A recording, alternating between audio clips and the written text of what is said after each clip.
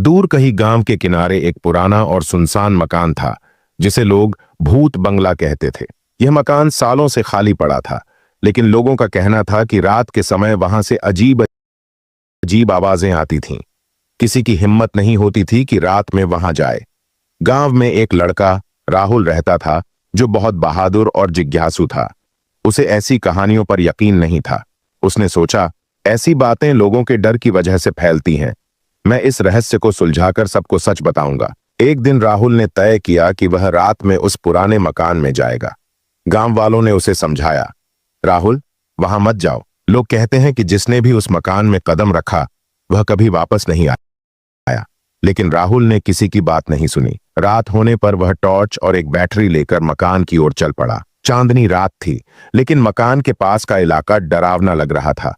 चारों ओर सन्नाटा था और हवा में अजीब सा सर्द एहसास हो रहा था। राहुल ने दरवाजा खोला। अंदर घना अंधेरा था। उसने टॉर्च की रोशनी से चारों ओर देखा।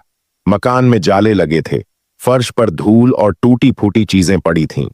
वह धीरे धीरे कमरे की ओर बढ़ा। तभी उसे लगा कि किसी ने उसके पीछे कदमों की आहट दी है। उसका दिल तेजी से धड़कने लगा, लेकिन उसने खुद को संभाला। उसने पीछे मुड़कर देखा, लेकिन वहां कोई नहीं था।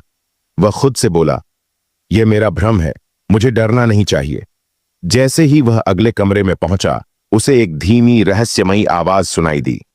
आवाज किसी के रोने जैसी थी। राहुल ने आवाज का पीछा किया। वह आवाज एक कमरे से आ रही थी, जिसकी खिड़की से हल्की रोशनी बाहर झांक रही थी। राहुल ने धीरे से दरवाजा खोला। अंदर का नजारा देखकर उसकी सांसें थम गईं। कमरे के बीचों बीच एक बूढ़ा आदमी बैठा था।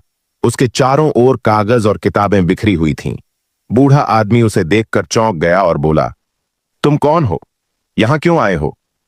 राहुल ने जवाब दिया, मैं इस मकान का रहस्य जानने आया हूं। आप कौन हैं और यहां क्या कर रहे हैं? बूढ़े आदमी ने गहरी सांस ली और कहा, मैं इस मकान का असली मालिक हूं। मैंने यह मकान तब छोड़ा था जब मेरे परिवार की जमीन हड़पने के लिए मेरे रिश्तेदारों ने मुझे बदनाम कर दिया। मैंने यहां अकेले रहना शुरू कर दिया।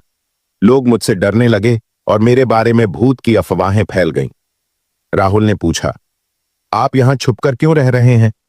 बूढ़े आदमी ने दुखी होकर कहा, मैंने सोचा, अगर लोग मुझे भूत समझते हैं तो कम से कम वे मुझे परेशान नहीं करेंगे। लेकिन मैं इस अकेलेपन से थक चुका हूं। राहुल ने बूढ़े आदमी से वादा किया कि वह गांव वालों को सच्चाई बताएगा। उसने कहा, मैं आपकी मदद करूंगा। लोग आपको भूत नहीं बल्कि एक इंसान की तरह देखेंगे। अगले दिन राहुल ने गांव वालों को सारी सच्चाई बताई। पहले तो लोग यकीन नहीं कर पाए, लेकिन